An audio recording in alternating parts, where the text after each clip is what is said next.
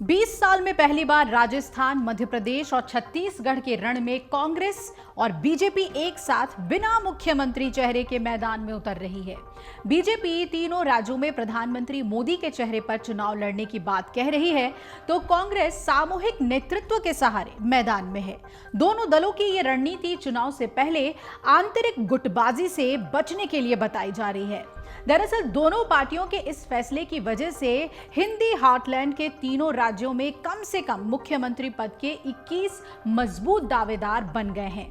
सबसे ज्यादा राजस्थान में 8 मुख्यमंत्री के दावेदार नजर आ रहे हैं, जिनमें 5 बीजेपी से और 3 कांग्रेस से शामिल हैं। मध्य प्रदेश की बात करें तो यहां 7 और छत्तीसगढ़ में सीएम पद के लिए 6 बड़े दावेदार नजर आ रहे हैं। खास बात यह भी है कि 3 में से 2 राज्यों में अभी कांग्रेस और 1 राज्य में तो बीजेपी की सरकार भी है। तो सीएम के चेहरे को लेकर राजस्थान में जहां कांग्रेस भारतीय जनता पार्टी पर निशाना साध रही है, तो वहीं छत्तीसगढ़ में बीजेपी ओल्ड ग्रैंड पार्टी को निशाने पर ले रही है। जानकारों का इसे लेकर कहना है कि सीएम का चेहरा घोषित न करने का फैसला भले ही राजनीतिक पार्टियों के लिए फायदेमंद हो, लेकिन इससे जनता का नुकसान जरूर हो सकता है। अब सिलसिलेवार ढंग से राजस्थान, मध्य प्रदेश और छत्तीसगढ़ की बात करते हैं। तो पहले जिक्र करते हैं राजस्थान का। कांग्रेस यहां अभी सत्ता में है और पिछले 5 साल से अशोक गहलोत मुख्यमंत्री की कुर्सी पर हैं। कांग्रेस ने राजस्थान में मुख्यमंत्री चेहरा घोषित नहीं करने का फैसला किया। पार्टी ने सामूहिक नेतृत्व पर जोर देते हुए कहा है कि चुनाव के बाद मुख्यमंत्री तय करेंगे। राजस्थान कांग्रेस में अशोक गहलोत के अलावा सचिन पायलट और सीपी जोशी मुख्यमंत्री पद के प्रबल दावेदार हैं। चेहरा घोषित नहीं होने की वजह से भंवर जितेंद्र सिंह भी सीएम की कुर्सी की रेस में शामिल हो गए हैं। वहीं सिंह कांग्रेस के राष्ट्रीय महासचिव हैं। 2003 के बाद ये पहली बार है जब सरकार में रहते हुए भी कांग्रेस राजस्थान में किसी चेहरे को आगे कर चुनाव नहीं लड़ रही है। अब राजस्थान में बीजेपी की बात कर लेते हैं, तो यहां भी 2003 के बाद पहली बार किसी चेहरे को आगे नहीं किया गया है। राजस्थान में भैरव सिंह शेखावत के बाद वसुंधरा राजे पार्टी की निर्विवाद चेहरा रही हैं, लेकिन इस बार उनकी भूमिका स्पष्ट नहीं है। वसुंधरा के नाम की घोषणा नहीं होने की वजह से राजस्थान बीजेपी के भीतर मुख्यमंत्री पद के कई दावेदार उभर कर सामने आ गए हैं।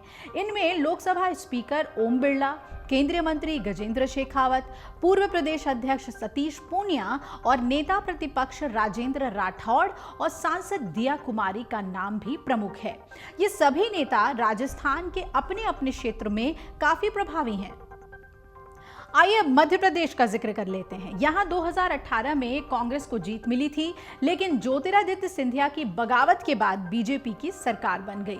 मध्य प्रदेश में बीजेपी के शिवराज सिंह चौहान मुख्यमंत्री हैं, जिन्हें एक वक्त पार्टी के पितृपुरुष लाल कृष्ण आडवाणी ने प्रधानमंत्री पद के प्रबल दावेदार बताया था। बीजेपी ने तो मध्य प्रदेश में मुख्यमंत्री चेहरा घोषित नहीं करने का इस बार फैसला किया है और भोपाल में पत्रकारों से बात करते हुए केंद्रीय गृह मंत्री अमित शाह ने यह भी कहा था कि अभी शिवराज सिंह चौहान पार्टी के मुख्यमंत्री हैं, आगे क्या होगा ये पार्टी तय करेगी। 2003 में बीजेपी ने कांग्रेस के दिग्विजय सिंह के सामने उमा भारती को चेहरा घोषित किया था।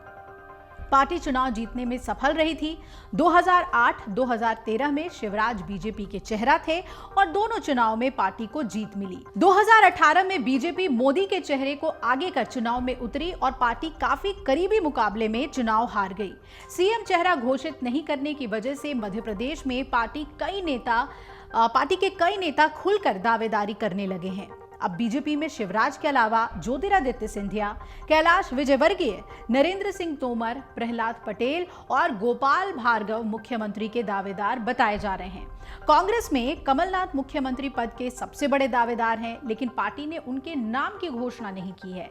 कमलनाथ के नाम की घोषणा नहीं होने की वजह से कई नेता सीएम चेहरे की रेस में शामिल हो गए हैं।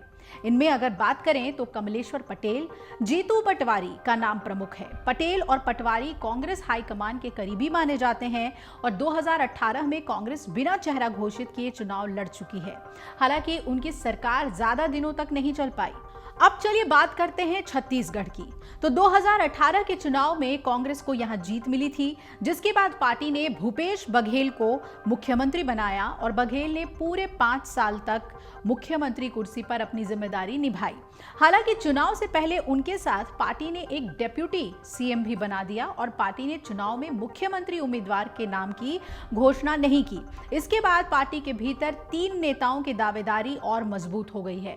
भूपेश बघेल के साथ साथ कांग्रेस में टीएस सिंहदेव और चरणदास महंत मुख्यमंत्री पद के दावेदार बताए जा रहे हैं। सिंहदेव समर्थकों का कहना है कि उन्हें हाईकमान ने 2018 में भी मुख्यमंत्री बनाने का वादा किया था, लेकिन ये पूरा नहीं हो सका। 2003 में कांग्रेस की ओर से अजीत जोगी मुख्यमंत्री के चेहरा थे। 2008 में भी कांग्रेस उन्हीं के सहारे चुनावी मैदान में उतरी थी और 2013 के चुनाव से पहले कांग्रेस के बड़े नेता झीरम घाटी में शहीद हो गए, जिस वजह से पार्टी ने नामों की घोषणा नहीं की। पार्टी करीबी मुकाबले में बीजेपी से चुनाव भी हार गई। 2018 में कांग्रेस सामूहिक नेतृत्व में चुनाव लड़ी और जीत दर्ज की। बीजेपी की बात की जाए तो 2003 के बाद से 2018 तक पार्टी में रमन सिंह ही बीजेपी के सीएम चेहरा रहे हैं। हालांकि इस बार उनके नाम की घोषणा बीजेपी ने नहीं की है। रमन सिंह के नाम की घोषणा नहीं होने से बीजेपी में कई नेताओं की दावेदारी अब मजबूत हो गई है। इनमें अरुण साव, सरोज पांडे का नाम सबसे प्रमुख बताया जा रहा है। हालांकि कांग्रेस रमन सिंह पर ही ज्यादा निशाना साध रही है। अब आपको समझाते हैं कि इससे जनता को नुकसान होगा या फिर फायदा। तो सीएम चेहरे की घोषणा नहीं करना राजनीतिक दलों के लिए भले फायदे का सौदा नजर आ रहा हो, लेकिन कहते हैं कि आम जनता को इसका सीधा नुकसान भुगतना पड़ता है। सीएम चेहरे की उलझी गुत्थी की वजह से चुनाव के बाद सरकार गिरने का भी खतरा रहता है।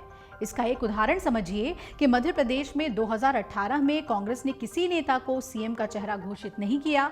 मुख्यमंत्री पद के लिए पार्टी के 2 प्रमुख दावेदार थे, पहला प्रदेश अध्यक्ष कमलनाथ और दूसरा कैंपेन कमेटी के चेयरमैन ज्योतिरादित्य सिंधिया। दोनों को एक कर कांग्रेस मध्य प्रदेश में सरकार बनाने में कामयाब रही, लेकिन चुनाव के 15 महीने बाद कमलनाथ के खिलाफ ज्योतिरादित्य सिंधिया ने बगावत कर दी। कांग्रेस बगावत को रोकने में नाकाम रही, जिसके बाद सरकार गिर गई। राजस्थान में भी सचिन पायलट और अशोक गहलोत के बीच इसी तरह का द्वंद्व हुआ, लेकिन वहां सरकार नहीं गिरी। हालांकि दोनों की लड़ाई में कामकाज पर काफी असर पड़ा। छत्तीसगढ़ की बात करें तो छत्तीसगढ़ में भी सिंहदेव और बघेल की लड़ाई में कांग्रेस के कई वादे पूरे नहीं हुए। खुद डिप्टी सीएम टीएस सिंहदेव ने एक इंटरव्यू में कहा कि हमने सिर्फ 70% वादे पूरे किए हैं, कई वादे अधूरे रह गए। हाल ही में एक इंटरव्यू में छत्तीसगढ़ कांग्रेस के कद्दावर नेता बृहस्पति सिंह ने दावा किया कि अगर सिंहदेव को अगली सरकार में मुख्यमंत्री नहीं बनाया गया तो वो सरकार गिरा सकते हैं। बृहस्पति सिंह की गिनती भूपेश बघेल के करीबी नेताओं में होती है और राजनीतिक विश्लेषक तो ये भी बताते हैं कि कांग्रेस ने भले मुख्यमंत्री का चेहरा घोषित नहीं किया है, लेकिन 3 राज्यों में चेहरा लगभग तय है कांग्रेस की तरफ से।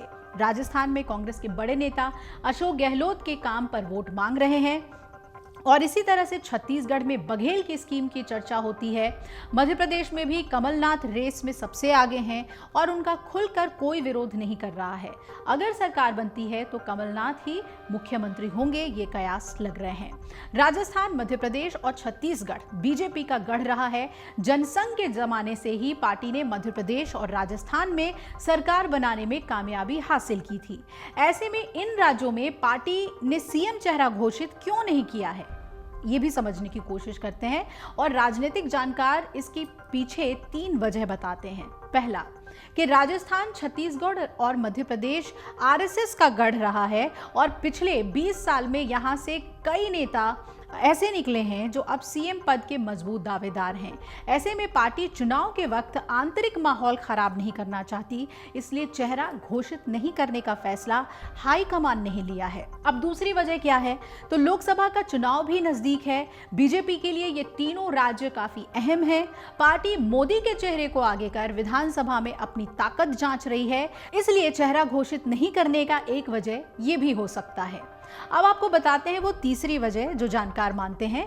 केंद्रीय नेतृत्व जब भी मजबूत होता है तो राज्य के नेतृत्व को साइडलाइन करने की कोशिश की जाती है। नेहरू इंदिरा के वक्त भी कांग्रेस ऐसा करती रही। नरेंद्र मोदी के वक्त बीजेपी में भी ऐसा देखने को मिल रहा है। क्या चेहरा घोषित नहीं करने का नुकसान आम नागरिकों को होगा? इस सवाल के जवाब में जानकार कहते हैं कि हो सकता है, क्योंकि आमतौर पर विधानसभा चुनाव लोकल मुद्दों पर लड़ा जाता है, लेकिन जिस तरह केंद्रीय नेता सक्रिय हैं उसमें ये मुद्दे दब सकते हैं। तो इस बार के चुनाव में सीएम पद का चेहरा ना बताना कांग्रेस और बीजेपी के लिए कितना फायदेमंद होगा, और क्या ठीक चुनाव के पहले वो चेहरा खुलकर लोगों के सामने आ जाएगा, ये भी देखना दिलचस्प होगा। अगर आप ये वीडियो YouTube पर देख रहे हैं तो हमारे चैनल को सब्सक्राइब करें और बेल आइकन को दबाना ना भूलें। अगर आप Facebook पर ये वीडियो देख रहे हैं तो हमारे पेज को लाइक करें।